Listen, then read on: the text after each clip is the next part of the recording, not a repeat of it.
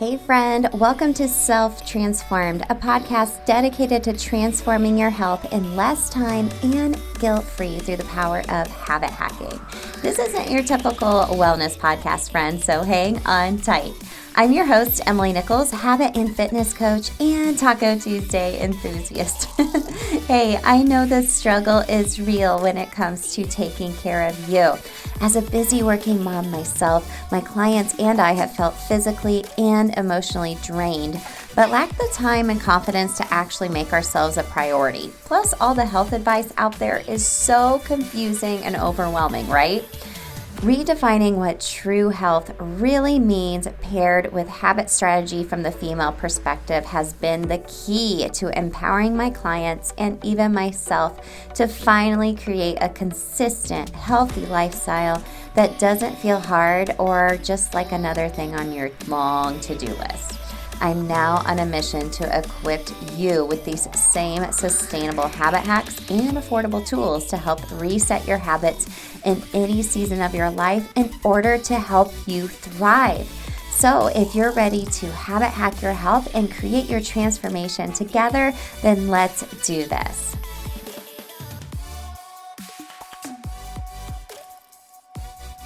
You're listening to episode 180 of Self-Transformed. Hey friend, welcome back to the show. I hope you are having a wonderful December so far. I have some big announcements coming later this week on Thursday, the 8th, that you do not want to miss. So make sure you subscribe to the podcast so you get all the notifications when that new episode drops. And gang, I've had an influx of reviews coming through on iTunes, which I appreciate so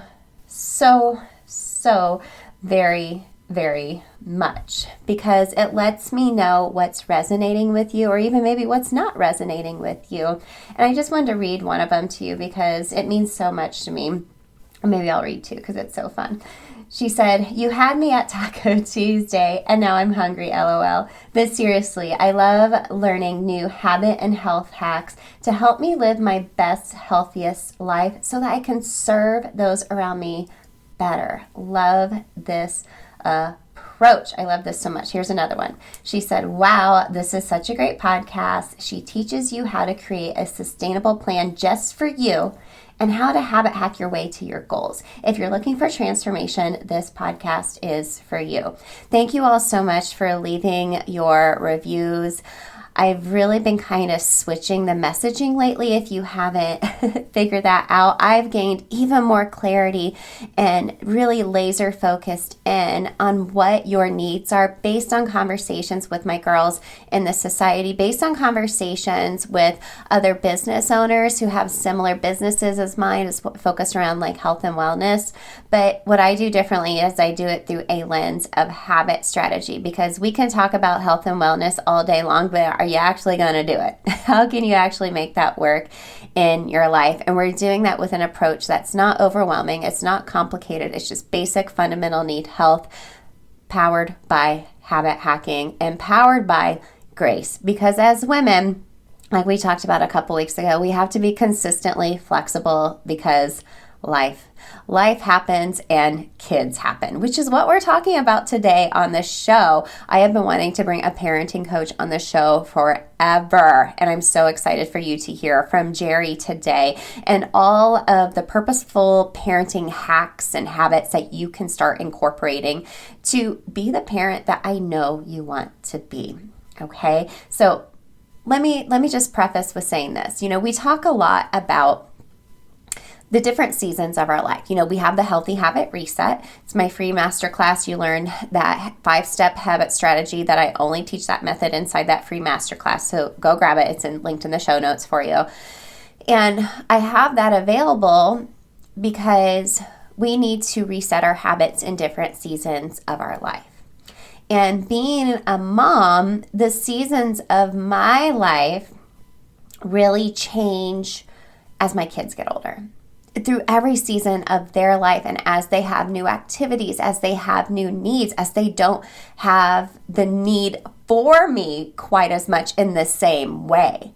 So that changes how I to my own healthy habits. So when I think about the seasons of my life changing, it's really one of the biggest factors driving that is my kids. So my boys are 14 and 11. So I have a teenager and I have an 11-year-old that I feel like is going to be going through puberty here in the next couple of years too, because my older one did when he really early and already dealing with those emotions. Boy, goodness.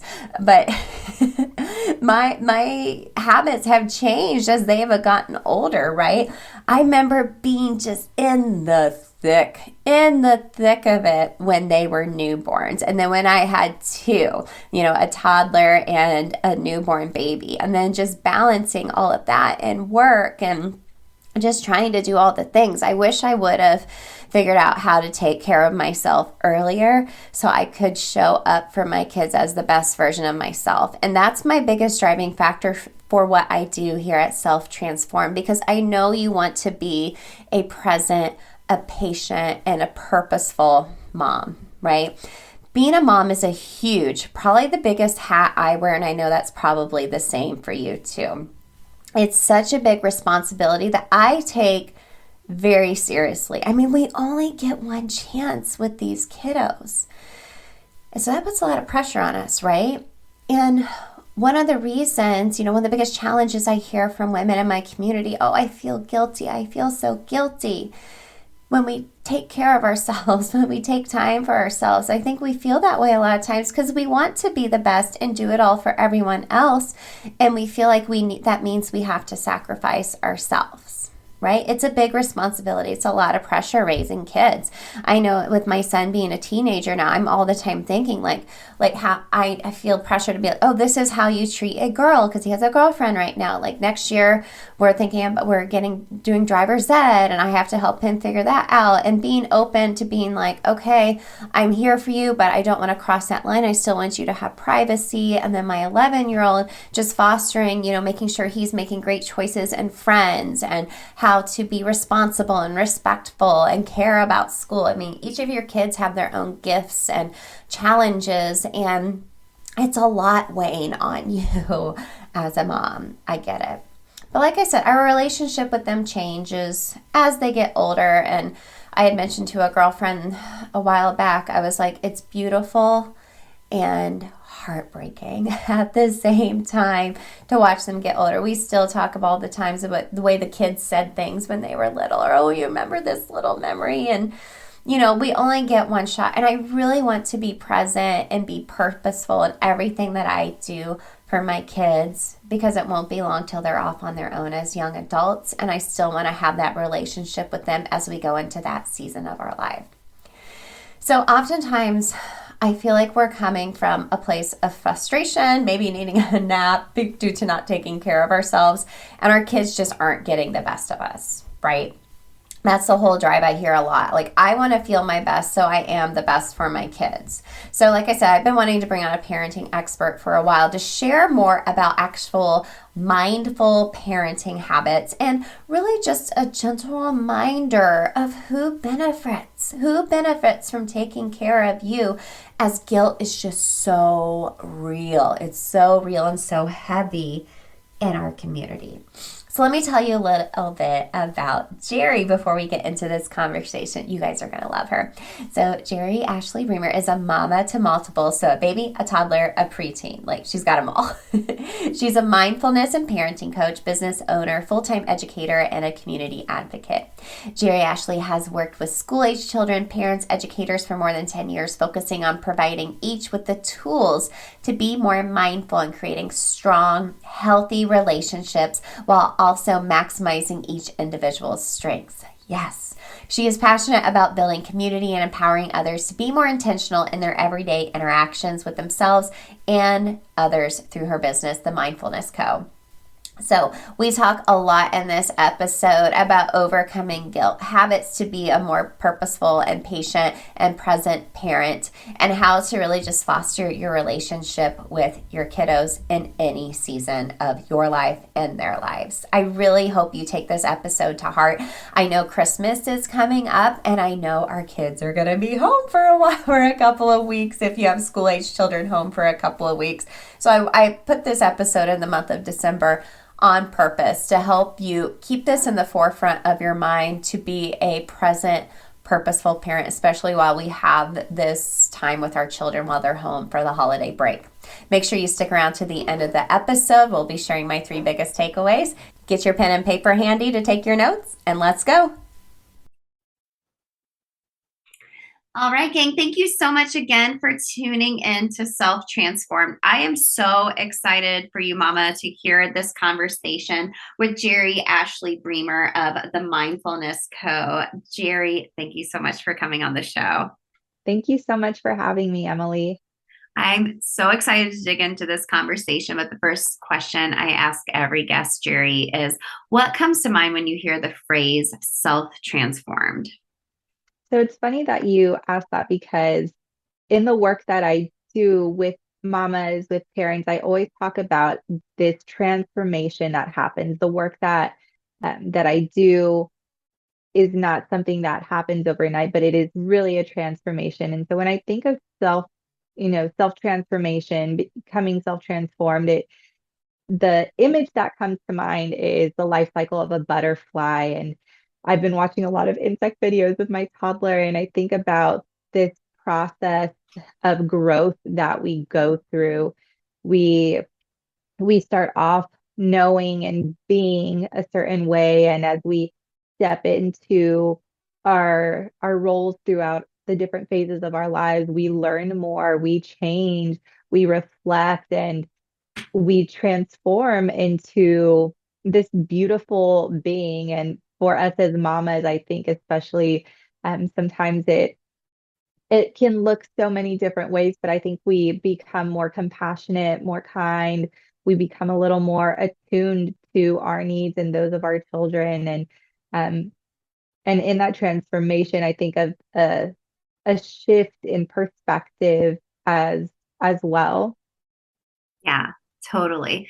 I'm glad you mentioned, the different roles that you hold as the seasons of your life change, or even as your kids get older, too. I feel like your role becomes a little different as they get a little older. And it's funny you mentioned a butterfly. I have a monarch that just hatched yesterday here at Oh our my gosh. house. Like, our house is seriously like National Geographic. We have like some cocoons in here of some Cecropia or Polyphemus moths, and we have the monarchs. But as you're true, it's kind of like the same thing, like the transformation. You start from one place and you transform into something else, and that cycle just keeps going and going and going. And just being aware of that and adapting as you move along is really just life in general, right? It truly is. I love that so much. Well, Jeri, can you share a little bit about you so our audience can get to know you a little bit better? Maybe your own transformation story and what led you to really what you do today at the Mindfulness Co. and really who you are too. Yeah, so my transformation, it's funny because it is the merging of two roads and kind of new two areas within my life. Two areas within my life. So the first is this component of mindfulness and being present and aware and just living life a little slower. And it intersects with what it means to parent and to be a mother. And so I'll start with this story from when I was younger. I remember being in the car, and my dad had infamously long lectures. And so what I would do during that time is I would clear my mind. I remember sitting in the back of the car and he'd be talking and going on and on. And I would, at the time, I thought it was zoning out, and then it kind of became a little more intentional. And I remember these moments where my mind was just clear and how calming that felt. A few, maybe 5 to 10 years later, because I was a teenager then, I was working at this children's shelter, and a coworker of mine was talking about meditation. And like, can you tell me a little more about that? What is that like? What is that practice? I said, well, a component of it is clearing your mind. And I had this flashback to these moments in my teenage years where I would do that. And I was like, oh, I that's something that I've done before. That's interesting. Then I started to, as I continued to grow, yoga became a part of my life and my practice. And there is a lot of mindfulness within that practice itself, the breath work, the movement of your body, the connection of breath to movement, um, the shavasana at the end, where you just kind of soak in all that you've experienced throughout, a particular yoga session. And then I became a mother. And I remember in my birthing class, they talked about all these different things that kind of led up to this point. And in my birthing experiences, when I realized the power of being mindful, of being present, of slowing down, and I had kind of this wave of memories, of emotions, of so many things that kind of came over me as I thought about how do I want to show up in motherhood? What do I want this to look like for me? Because what it looked like for my mother, what it looked like for my tias, for my aunts, for my grandparents, I did not want to. There were some beautiful, wonderful things that they did because they had to. And I wanted that to look a little different for me. So as I've grown, I've and transformed, I started from this place of everything being very fast paced. I always had to be busy. I didn't have time to feel, to reflect, to really just experience life. And my transformation has grown to this place where I am trying to be more connected. I practice being more connected to myself, being attuned to my needs and those of my kids. And it's interesting because have you ever taken the or heard of the 16 personalities test? I've heard of it. I don't know if I've taken it before. I feel like there's so Oh, many tests out there are so there. many tests. So the first time I took this one was several years ago, and my personality type was ENTJ. And so that personality type is called the commander, which is very, when I saw the picture, when I think of it, I think very like authoritarian. It's very like, this is how it has to be. And that was very much how I was. I'm very type A. Then I had my first daughter. I gained a bonus daughter and then I had my first daughter and it shifted a little bit and I became an ENFJ. So instead of the T stands for thinking, the F stands for feeling. So I started to lean a little more into the feeling, and that personality trait type is called the protagonist. And as I've stepped more and more into what I want this to look like for me, I actually took the test again last night because a friend had brought it up. And yet again, I have transformed and shifted and am now an ENFP. So instead of the J is for um, judging, and P is for prospecting. I've learned that in parenting and in motherhood, I cannot plan everything, and sometimes I just have to go with the flow. And so it's been interesting to see, and that one's called a campaigner. So it's been interesting to see how even in this test, I have grown and transformed. I still have core parts of me, but it's very different from who I used to be, especially before kids. That's so interesting. I know I've taken that before. I think I took it like early after college, like and like my first like big girl job, you know what I mean? I need to Mhm. retake it because I know I was like an ENF something. I have to retake it now because I think that's Yes. really good to have data about yourself to be like, oh, okay, well, that makes sense. That's why I communicate this way. That's why I react this way. And that's really good information Mhm. to have about yourself when it comes to parenting, right? It really is because it helps you better understand a little more about why you might react or respond the ways that you do, even a little insight maybe into what it is that you value. Mm-hmm. So tell us a little bit about what you do now to help parents out there. Yeah, so I have a 8-week coaching program called Purposeful Parent, and a lot of the work that I do focuses on helping empower parents, specifically mamas, because as a mama myself, that just resonates with Sure. me, but helping them to become more purposeful, mindful, and intentional in their daily interactions with themselves and their kids. So I come across parents every day who have the best intentions of wanting to show up in love with patience and kindness.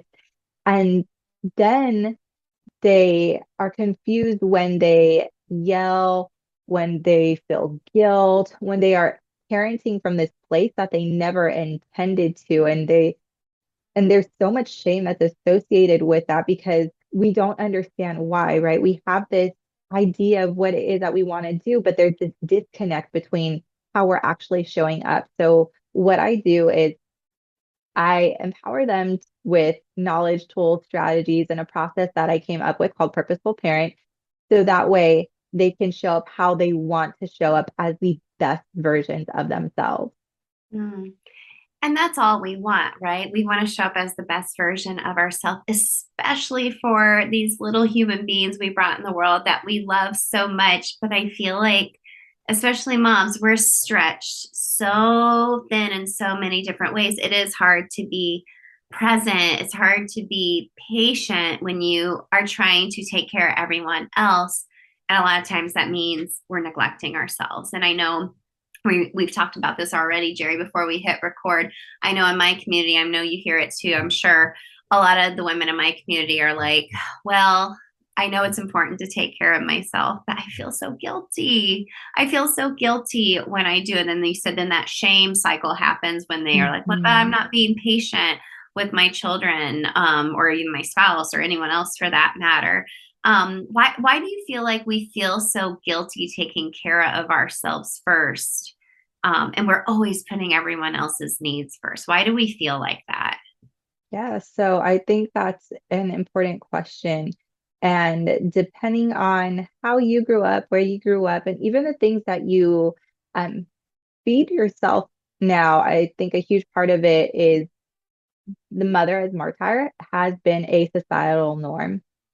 It's something that I saw within my culture. It's something that I saw within, we grew up in a Pentecostal church. So an Assembly of God church is what we went to. I saw it even in, show up in religious themes, and it's since shifted and transformed. But I think so many of us just grow up seeing and experiencing this. And it's it's funny because I was having a conversation with a family member the other day and they said, I didn't know that I could take time for myself. I didn't know Mhm. that there was a different way.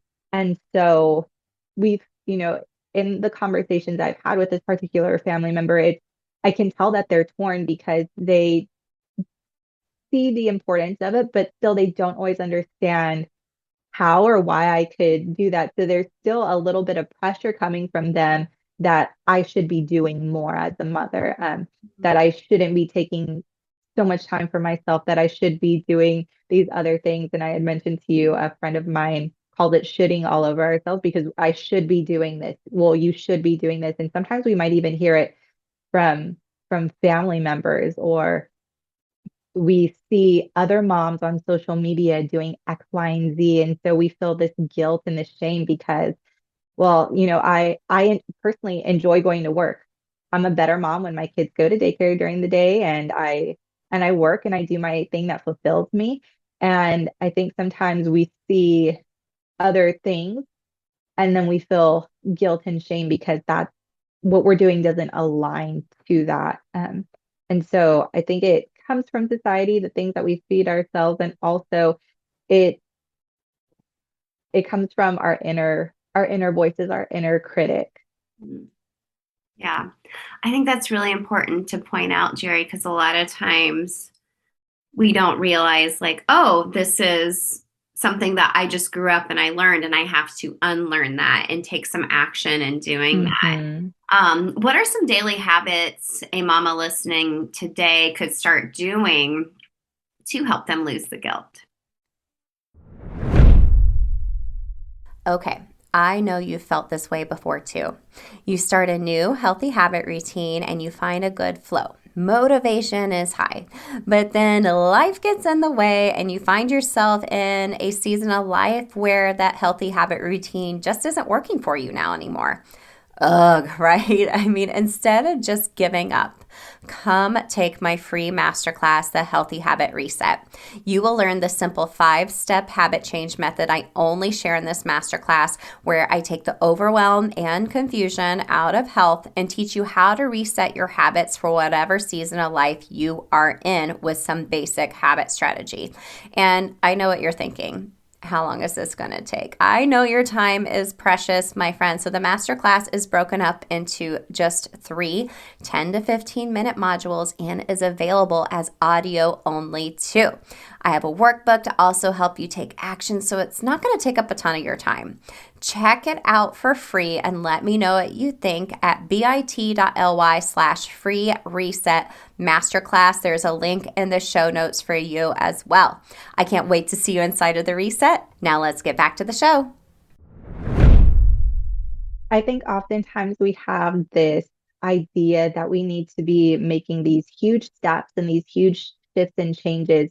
And we want to start big. We want to like go big or go home. And when we do that, I honestly think sometimes we set ourselves up for failure because that is not our norm. That's not what we are comfortable with. And to make such a huge shift and change can sometimes be a little detrimental to our self-perception because it it's something drastic. And when we try to make drastic changes overnight, there's going to be a lot of dissonance. And so I think one of the biggest and best things that we can do is to start small. Start with 5 minutes in the morning and be very purposeful and intentional with what you're doing. Start with one activity. Maybe it's breath work, maybe it's yoga, maybe it's maybe you're a stay-at-home mom and you're like, I don't know if I can find time without the kids. Maybe it's going on a walk with the kids.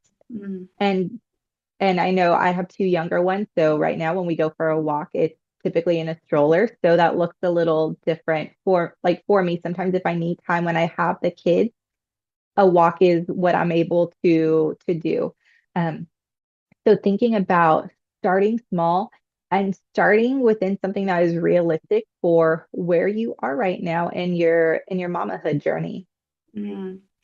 Yeah, I feel like sometimes it's like that all or nothing mentality. Like, I'm going to do all this. And then it's just so overwhelming. I love the idea of just starting small, just 5 minutes, but also, incorporating your kids. I love a daily walk. Like, I feel more like connected to myself when I do a walk. My boys are older. They're 14 and 10. And a lot of times they'll come with me. Like, one will ride on a scooter or one will ride the bike. Well, my teenager doesn't want to go because it's not cool to go with mom anymore. That's a whole nother episode. But exactly. It's just starting small so you don't get overwhelmed. And, sometimes that might open up an opportunity to be more present with your kids too. Like I mentioned, we're so overscheduled, and I feel like sometimes it's just the logistics of the day to day. Like, I feel like I'm an Uber driver all the time for my kids all the time. And I'm like, how can I have more present time with them and connection? Because, I think back to them being little babies and like sitting on the floor and playing with them and, trying to have that one-on-one connection. And as they get older and we're in the logistics of life, it's like, I want to make sure I'm being present for them. So what kind of things can we do to practice to be more present and connected with our children? There are, we think about the different phases of our children's lives and how drastically they change as they hit these developmental milestones. And when our kids are younger, oftentimes it's play. They want to play, they want to do things together, right? You mentioned the sitting on the floor. So a quick point to that, I think oftentimes when we think of play with our younger kids, it's something that I've heard a lot of mamas like really dread, like, I don't want to play. I don't want to do this, right? Like, I don't want to do imagination play, or I don't want to. And like, I get that because it's not everyone's thing. I'm going to be perfectly honest. It's not necessarily my cup of tea either. But sometimes it's literally just sitting by them and being in their presence and following their lead. So right now, she's almost 3, my toddler, she wants me there but she doesn't really want me necessarily playing with her because she has an idea in her head of what it is that she wants to do. So I'll just kind of ask like, okay, so what should I do with this? And I follow her lead because I'm sure those of you who have toddlers or who have older kids can remember times in toddlerhood where they just got really upset because that's not how you're supposed to do it Yeah. because they have this idea in their head. So I would say thinking about following their lead and even just doing that parallel play. So doing something next to them that is your own thing. And that will also start to pique their interest into other facets of things that you enjoy in your life and kind of bring them in. So as they get older, so my bonus daughter will be 12 in December. Or I guess later this month, the Yeah. 23rd. And um, and one thing with her that we try to do, right, because as they get older, you are pretty much a chauffeur driving them here and there, is looking for little ways to connect via common interest. So sometimes it might be a light conversation. Um, After school, that's a funky time. So maybe letting them unwind first before digging into like, how was your day? What was something fun you learned? What was something that made you smile or laugh? Thinking about asking questions that are a little outside the norm. Music is one way that I connect with my kids, with all three of my kids. So we have a family playlist that I'll play sometimes, and we have different songs from everyone, and we'll kind of sing together in the car, like car karaoke. Um, Sometimes it's just sitting next to them and asking them a little bit about what they're doing. Not too many questions because we know the older our kids get, that like they're like, oh, just stop asking me so many questions. What is this? Right? But you're like, what are you doing over there? Right? They want to feel it's funny because they have this like, don't talk to me, stop asking me so many questions.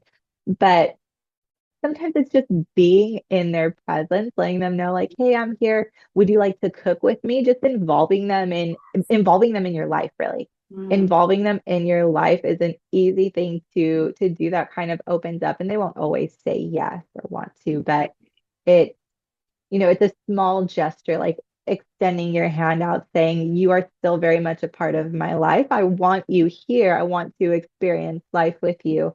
Um, and when they are ready, they'll take that invitation or they'll invite you into their world. Oh, yeah.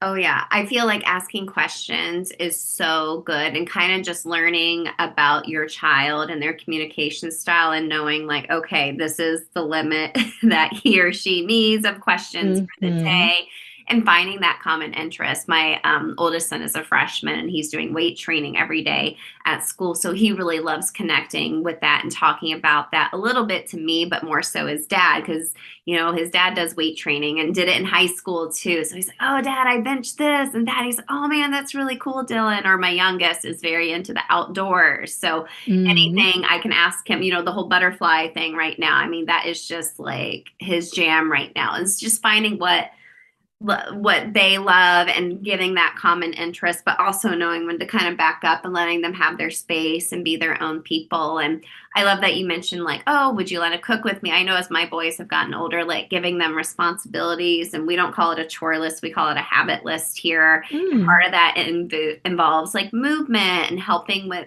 like the dogs, and that also and as my son is older now, that also involves reading a personal development book every month just to kind of help him start thinking about, oh, it's more than just going to school and playing golf and his other adventures too, which I think is really cool to kind of give them that power to be like, look, I can Yeah. help around the house, and it helps them grow into hopefully responsible adults too. Yes, definitely. I went to a training. I work, my background is in education, and this was probably a year or so ago, but it talked about how our kids need a sense of purpose. And so within the home, I love that you brought that up because the purpose comes from being contributing members of the family, and that is such a huge component in the work that I do, is empowering our kids to feel like they are contributing members of the family. And so I love that you said that you all don't call it a chore list, right? But you look for ways to kind of incorporate them. They have their habits that they are starting to form now. And I think that's a great way to kind of shift our perspective around around that particular component of parenting and motherhood is we are creating tiny humans that we want to have certain habits and values as they get older. And so from shifting it from chores to this just a habit that we have as people who grow into adults. Yeah, totally. And I think a big part of it, we've tried so many different things over the years, and they had to get to a certain age and kind of figuring out, like my 11-year-old can really handle doing something, but my 14-year-old could really handle doing something, but my 11 or my almost 11-year-old can't. And really thinking about me being consistent as a parent though too, and letting them know like, hey, Yeah, here I'm mirroring that I'm being consistent with my habits. I need you to be consistent with your habits too, and being consistent with that accountability piece for them as well. So I kind of think of consistency as a way to maybe kind of overcome our own self-doubt as parents too, just building up that confidence in yourself that yes, I'm consistently doing this for my kids until it becomes unconscious behavior.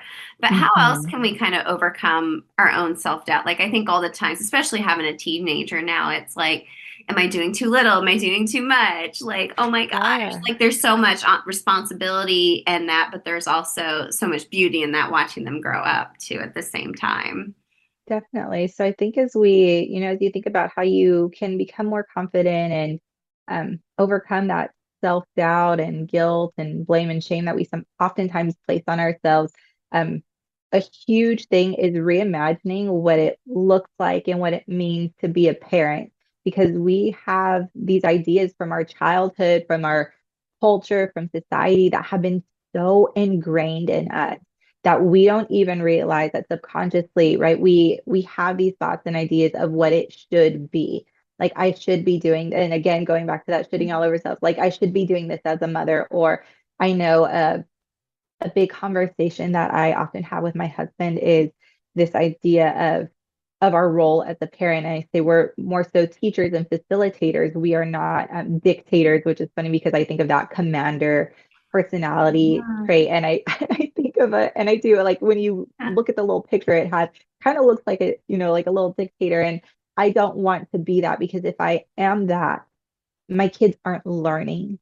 And being in the classroom it's been several years since I've been in the classroom, but having had that experience, I learned and experienced that if that is what I am doing, if I think I am the keeper of the knowledge and all the things, my kids are not going to learn and they are not going to grow. They are going to stay stagnant.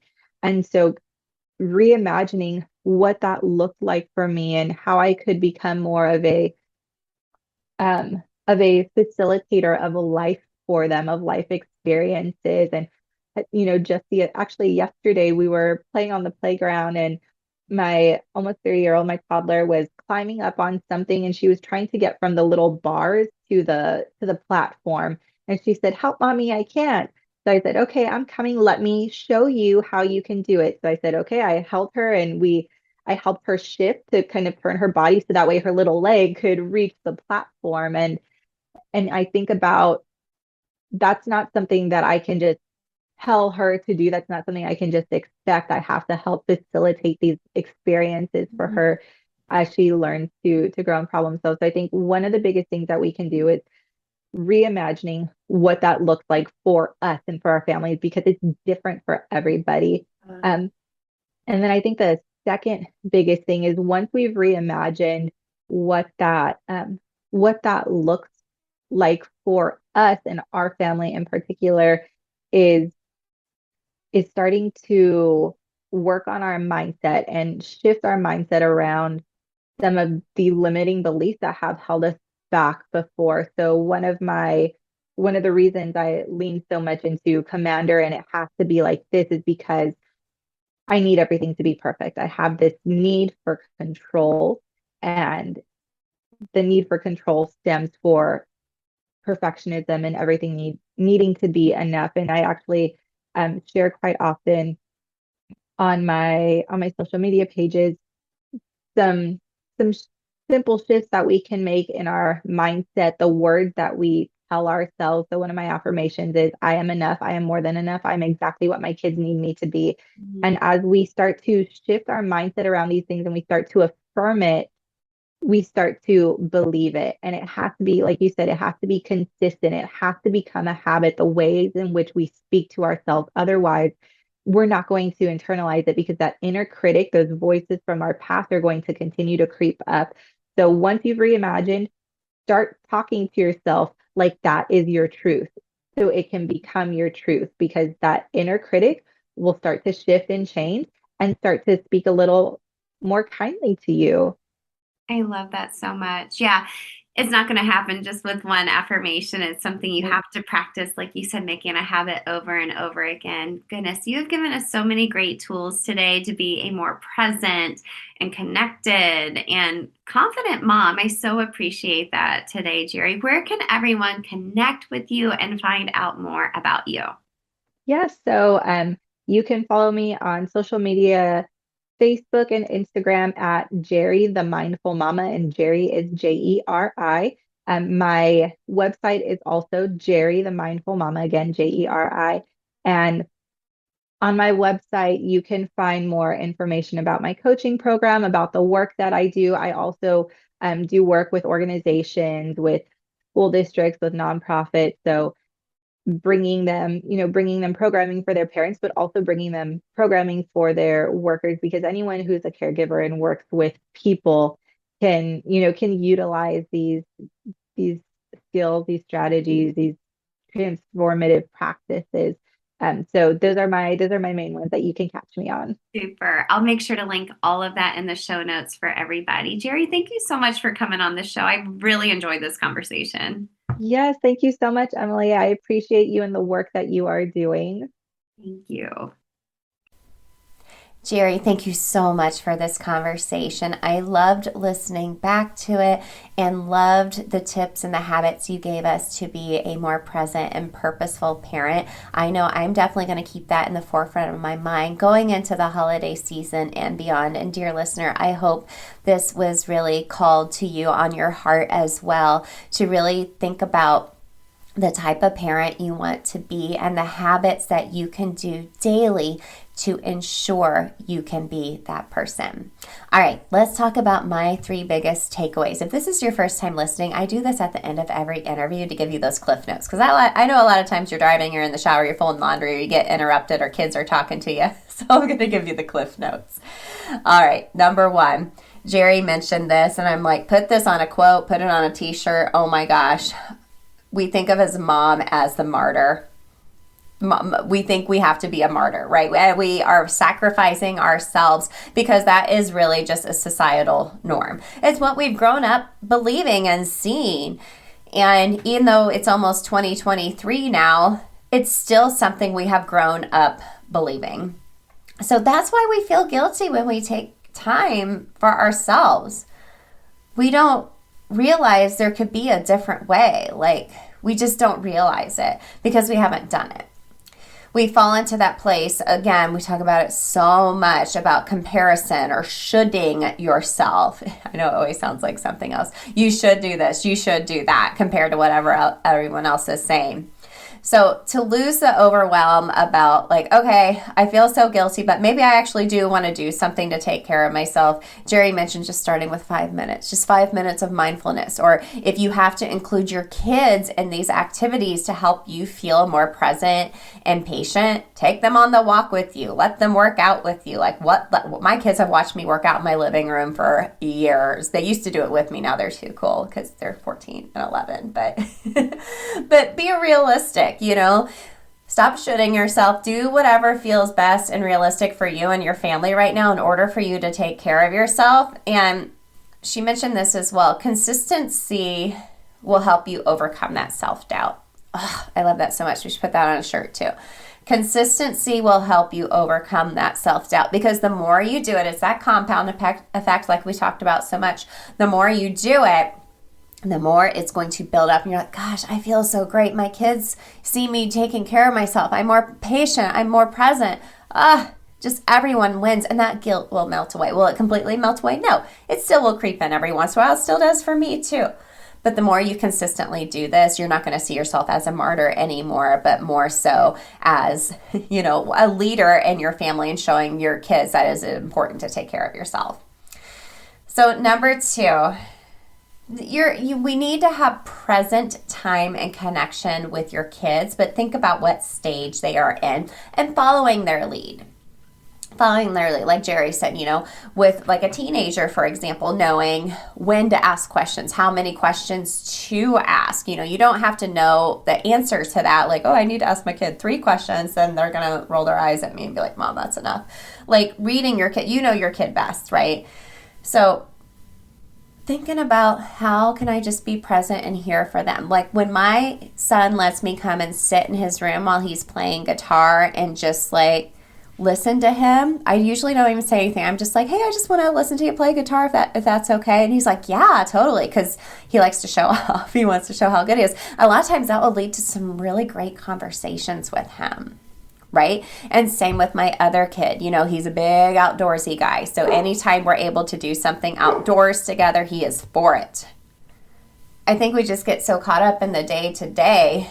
If we really literally just sat down with our children for 5 minutes, you and them are going to feel more connected and that relationship is stronger. So make a habit to do that. 5 minutes of the day, sit down and just follow their lead. Use their common interests, and help them find a purpose as well. And then lastly, talk to yourself through parent affirmations to become the parent you want to be. This makes me think almost of the Whole30. Like when I first was introduced to the program, Melissa Urban, one of the co-founders, always said, one of the things you can say is, creating a habit identity, like we've talked about in the show. I am a healthy person with healthy habits. What you do supports who that person is you want to be. It's the same thing with parenting. I want to be a patient parent, okay, with patient habits. So what are those patient habits? Maybe it's being more present with your kids. Maybe it's breathing or counting to 10 before you blow up sometimes. Maybe it is, I need to go do some movement. I need to go do some meditation. I need to go eat because I'm hangry and I'm going to lose my you-know-what on my kids. So talk to yourself, say it out loud or write it down. We're big believers in getting it out of your head here. And the more you consistently do that, just like we talked about before, you will overcome that self-doubt and that guilt, and you'll then become the parent that you want to be. So Jeri, again, thank you so much for coming on the show. Friends, I will make sure to link all of the ways you can connect with Jeri in the show notes. I so appreciate you, friend, and I'm going to put this on my heart in the forefront of my mind moving forward and really thinking into 2023 when I'm identifying my habit identity for the new year, making sure to include the type of parent I want to be and the habits I will do to help support that. So friends, if you love today's show, like I mentioned at the beginning of the episode, leave a review. I would so appreciate it. And I'll catch up with you later this week for our big fun announcement of the really cool things coming in the new year. All right, I'll see you for Habit Hack Thursday. See you then. Hey girl, real quick before you go, if you want some free motivation texted to you every week to help you habit hack your health, send me your favorite emoji to 773-904-2157 to sign up for my weekly pump-up text. I can't wait to catch up with you there. And if you have any quick questions for me or feedback, it's me on the other end, so text me back, friend. And if you love the show, the number one way you can thank me is to leave a rating and review in iTunes. That way more mamas can find the show. Tag me in your Instagram stories at EmilyNichols22 what you love about the show. Show me your review so I can shout you out. Love and appreciate you, friend. I'll see you next time.